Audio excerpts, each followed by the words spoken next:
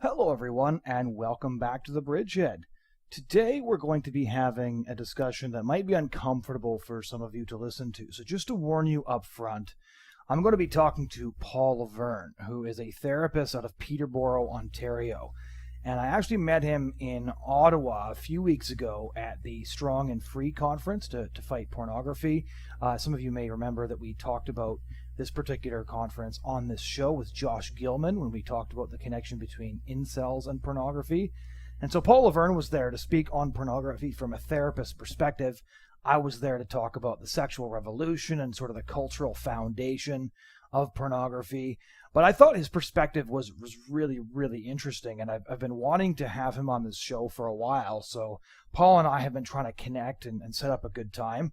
And so finally, this afternoon, it worked out, and we got to get together and have a discussion.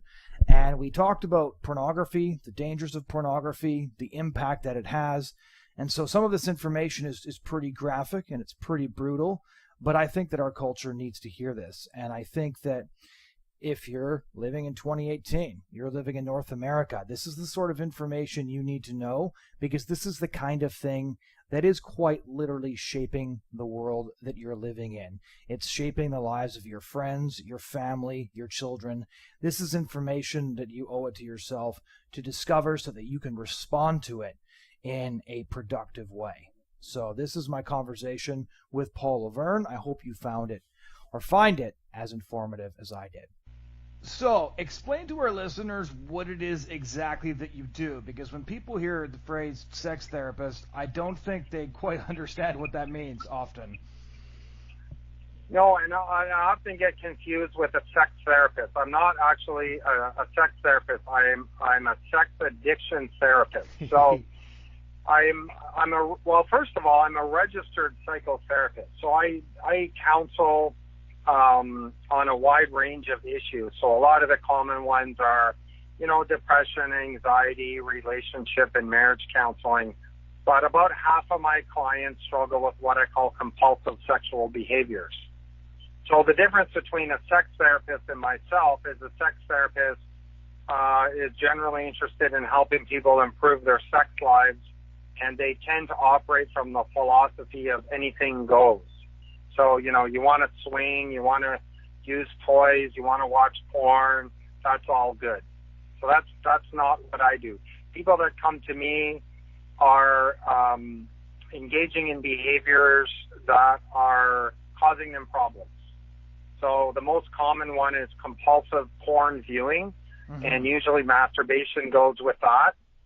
And other issues are affairs, serial affairs, hooking up, anonymous sex, soliciting sexual acts online, using dating sites, sexting, escorts, rub and tugs, phone sex, that sort of thing.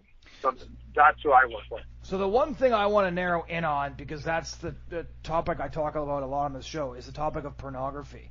From your perspective, is porn ubiquitous, and what is the impact porn's having on our culture from where you're sitting, from what you see? Right. Yeah. I mean, I still run into people once in a while where, when I mention the word pornography, they think we're talking about Playboy or something like that. That's not what we're dealing with. Porn is ubiquitous. And it's completely changed, Jonathan, in the last 20 years, as you're well aware. And this has been driven by changes in the internet and in technology. So literally, this is what I call the unprecedented situation in our culture. Never before in the history of the human race have so many people had so much unlimited access to hardcore sexual material. And almost everybody from the age of about 13 and up carries a portable electronic pornography delivery device in their pocket. Right. It's what I'm talking on right now. It's called a cell phone, right? So pornography now is so easily accessible. They talk about the 4 A's of pornography: anonymous, accessible, affordable, and aggressive. And I say the word aggressive because they are coming for you, all right? When we talk about the pornography industry today, we're talking about very well-funded, multi-billion-dollar national corporations that are behind the making and the delivery of pornography. So it's changed. In about 20 years ago, porn was mostly small companies that would, there would be millions of websites of mostly small companies delivering their own, product, if you will, and posting it online. And what's happened over the last 20 years is these have been quietly bought up by a few large companies, the largest of which is MindGeek, right, located in Montreal, and they basically have almost an oligopoly on the delivery of pornography. So these companies have sales teams, board of directors, marketing strategists, tech experts. In fact, a lot of the most advanced cutting-edge technology on the internet has been driven by the pornography industry. They're pushing virtual reality technology and anything else that can enhance the delivery of their product. So it's a whole different world out there, and it's kind of scary. So what I see is, kids getting hooked. The typical story is, getting hooked at 10, 11, 12 years old because their parents let them, go in their bedroom with a computer and an internet, and they'll start watching porn. And by the time I've seen them, maybe in their early 20s, they've already logged thousands and thousands of hours of porn use. Thousands and thousands of hours. Yeah, I just talked to, I had a 23-year-old client a few months ago, and we had done the math, and we come up with a number of around 8,000 hours. And what kind of... that's just by age 23, right? So he's logged 8,000 hours of basically bonding his brain and his sex drive and his reward system, bonding that to the fantasy world of object sex, right? Right. So what's happening is we have a whole generation now. I mean, and just stop me if you have. I'm just like all over the place because you know me. I can talk all day about Yeah. this, Well, right? keep going. So if you need to fire some specific questions, just go ahead at any time, all right? But we have what's happening, Jonathan. We have a whole generation of guys that's being raised by the internet, and it's completely rewiring their sexuality. Right. And so a lot of them we now have guys in their 20s who have what's called porn-induced erectile dysfunction. So they're unable to maintain or have a normal sexual relationship with a real partner, and they also have very low relationship skills, dating skills, courtship skills, just knowing how to relate to a person of the opposite sex, because their only experience is relating to a computer screen and that fantasy world of object sex. So it's really, it's a great social experiment. Right. And I don't know what's going to happen. Like, we haven't seen the full effect of it, but I'm starting to see it now in my office, and it really scares me. So one of the things I get a lot of is I do a lot of talks on this in high school. I get people who call me, email me. We have discussions. I do a lot of writing and research on this. I know you've read my book. Yeah. And one of the things that I've really been examining are the connections between porn and sexual violence, which, of course, is partially due to what you just described as the rewiring of the brain and, of course, the reorienting or shaping of the attractions. Have you dealt with that in any sense about how guys' attractions are changing and their attractions are becoming utterly perverse in ways that simply would not have taken place if they hadn't been exposed to pornography? Yeah, all the time, because there's two concepts people have to understand about pornography. One is it is an educational tool, and secondly, it normalizes everything. Right. So I hear examples all the time. For example, a guy talks to me. He's been using porn for, his entire, adult life. And he's like, and it's interesting because he's one of the few guys I'm thinking of right now who's actually all on his own, questioning his own behaviors. And he's like, why do I want to choke my girlfriend while I'm having sex with her?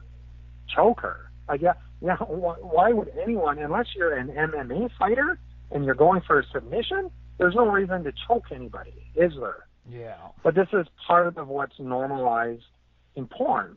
And then girls are telling me, like, my boyfriend wants, I don't know how graphic we get on these podcasts, we can always edit me out, but, they want anal sex. They want to ejaculate on my face. And I'm like, oh, well, he gets that from porn. Like, I know that, right? Yep. Because, here's another interesting twist on that is, I had a client who was, sexually abused by a stepsister, and interestingly enough, one of the genres of porn, and by the way, all the different variations of incest porn are among the most popular on the internet. Yeah, I saw that. But one of his, I just saw a post on somewhere on Facebook or something today, and anyways, one of the genres that he got into was stepsister porn. So the average guy off the street goes, ew, that's gross, you're a pervert. I'm interested in, where does that come from, right? And I'll never forget his answer. Because don't forget, he was sexually abused by his stepsister. And I said, why do you think he watched that porn? And he said, well, it made what happened to me seem not so bad. Right. Wow. Right? And I mean, I hear these stories all the time, and I was like, wow. Okay. So there's lots of different ways this can go, but absolutely it's changing. I would say it generally normalizes violence against women because most of the porn out there has either a small degree or an extreme degree of violence, all the way up to choking, slapping, punching, kicking, verbal abuse, urinating on them. I mean, anything you can think of, right? Now, one of the things that I want to... One of the things I want to really drill down on here, just because a lot of people hear this and they're like, I can't believe there's a handful of people out there watching this stuff and getting into it. To what extent are like behaviors like that becoming normalized for the majority? That's really what I want people to understand. Right. So if we look at the most recent statistics on porn, whether it's Gallup, okay, right, has done surveys on this. We all know Gallup. They're the largest, most well-known and prestigious organization that polls on the widest range of human behaviors. And we're generally around 50%, give or take, that regularly watch porn. Okay? Right. So that just in North America alone puts us in the tens of millions, right? Right. 300 million in the U.S., 30 million in Canada. Okay, half of them are men. That's 165 million. So half of that, 80 million. Yeah. In North America, regularly watching porn. Okay, and then there's that. So there's a range, of course. There's once a week. And by the way, this includes Christians and this includes pastors. Now, the pastors' numbers are lower, but are still ranging around the 30% range. And you may have heard something different. You do a lot of research on this too. But does that kind of jive with what you've read? Yeah. So for your personal experiences, then, because you do a lot of counseling and a lot of therapy on this, what is this doing to people's relationships? Because my experience is that people in their 20s, like, their marriages are collapsing before they even get started because of pornography. Right. But what are you dealing with? Well, I'm dealing with I deal with everything from couples that watch porn together and are okay with it. Right. And so that's basically the millennial generation. There's a demarcation between 30 years and up and 30 and under. So 30 and under have been raised with the internet, and it's much, much more normalized and much more accepted. I can't tell you how many women who have told me under 30, Paul, I don't even know a guy that doesn't watch porn. Right. Because their boyfriend will even admit to watching porn, and I'll say, well, you do realize that you don't have to settle for that, right? Like, you're worth more than competing with these thousands of other naked images. And most of the time, the response to me is, yeah, but where am I going to find a guy that doesn't? Right. So they're almost throwing in the towel already.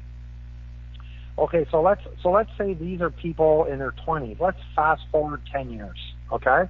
Okay. So most of the time, and this is speaking to your question of how does it impact relationships. Mm-hmm. Let's fast forward 10 years in their 30s. They don't really have a clue. I'm talking about, in my example, I'll say the guy is the porn user, okay? And the wife or girlfriend is the non-user, although women are also addicted, okay? But just for the sake of argument. Okay. And 90% of the time, she really has no idea how much porn he's really watching, right, or the kind of porn he's watching, okay? Right.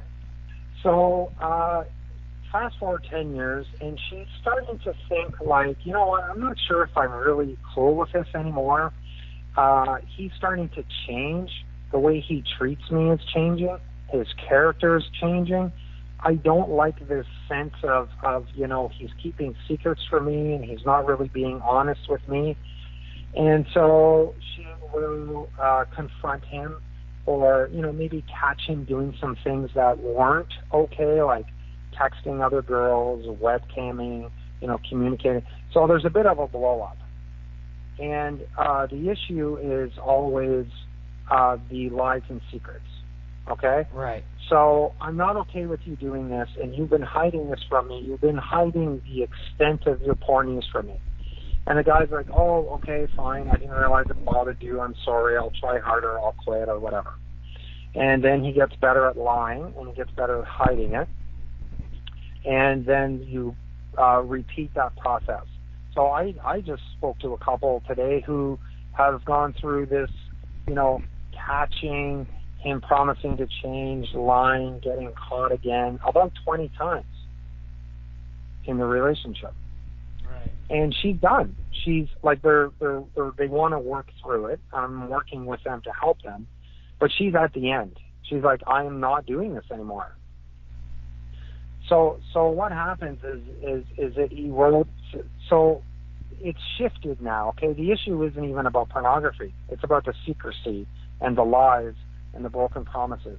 So what people don't get is that the side effect, if you want, of having porn in your marriage is that you almost always end up, there's an element of dishonesty and secrecy that creeps in, and that's what will destroy a relationship. And every woman I've ever talked to without fail, when I ask them what's worse, the porn or the lying, they always say the lying. Always. Right. Right. So what? And yeah. Go ahead. Yeah, no, just a step further, because I know I've seen some stats on this, but you deal with this one-on-one. What impact is pornography having regarding actual divorces? Like, are there a lot of relationships that are simply not surviving the discovery of a porn habit? Absolutely, there are a lot. So the fallout's quite staggering. Like the American Association of Matrimonial Lawyers is saying 30 to 50% of divorces cite compulsive sexual behavior, and pornography being the most common. So that equates to about 300,000 divorces last year in North America. Wow. Well, this is America. So this is just America. So, take 10% of that for Canada, because we're 10% of the population. So let's say 30,000 marriages bit the dust last year because of something to do with this, right? So I don't know of another greater cause of divorce. If someone does, please let us know. But I don't know of a bigger cause of divorce than that one factor alone right there. All right, final question. For the people listening to this that do struggle with porn, know somebody who struggles with porn, and everybody does, whether they know it or not, what kind of advice do you have? Okay, so if you're listening to this and you're watching porn and you're not sure if it's quote-unquote an addiction, it may have been such a normal part of your life that you've never really questioned it. But let me ask you a couple questions. Have you ever tried to cut back or stop and failed? Okay, and have you ever continued to do this despite negative consequences? Has there been an escalation in your behavior where you need to watch more porn or harder porn? And have you developed a secret life? And if the answer to those is yes, you meet the criteria for an addiction and you need to get help. If you're a girl or a woman, single or married, and your partner, your boyfriend or husband is watching porn, I want to encourage you, you don't need to settle for that. Deep down, you resent having to be compared to all these other women. Deep down, you know you can't compete with them, nor should you have to. And deep down, you really want something more. And it's perfectly within your rights to have good, healthy boundaries about that and say, I don't do relationships with porn. I didn't sign up to share my bed with 10,000 other naked women. And you go to your partner and you say, I need you to do something about this. Right. But I definitely want to have an optimistic note, Jonathan. I for years have led many people to successful recovery. Not because I'm some kind of genius, but I'm a recovering person and I know what works. And it's not really complicated. You just need a system in place and some accountability to hold you to follow that system. And I've seen people achieve great results. I've seen couples come through this and recover from the devastation that it's had on their relationships. And, really, I've seen people's lives changed. But don't, if you're listening to this now and you think you may have a problem, get some help. Get a hold of Jonathan. He can give you my information, or just, see someone that's trained specifically in this. And this is the other thing. Most mental health professionals in Canada, we're really behind the curve right now because this problem has grown so fast. It's outstripped all the training and the knowledge that most therapists out there have. And unless they've been trained to deal with these specifically, they're not going to be able to help you. Well, Paul, thanks a lot for joining us to talk about this. No problem, Jonathan. I appreciate the time and be glad to come back whenever. Ladies and gentlemen, that was a conversation with Paul Lavergne, who is a registered psychotherapist. Got his Bachelor of Arts degree at York University and his postgraduate studies at Yorkville as well. And he works out of Peterborough, Ontario. That's where he joined me from. Thanks so much for taking the time to listen to this show. I know this was one of the ones that was more difficult to listen to. If you want to catch up on previous shows that we've done here on The Bridgehead, you can find us on SoundCloud, YouTube, or iTunes at The Bridgehead, and you can read our blog and constant, almost daily updates from the culture war at thebridgehead.ca. This show is brought to you by Total Rentals, and we hope that you'll join us again next week.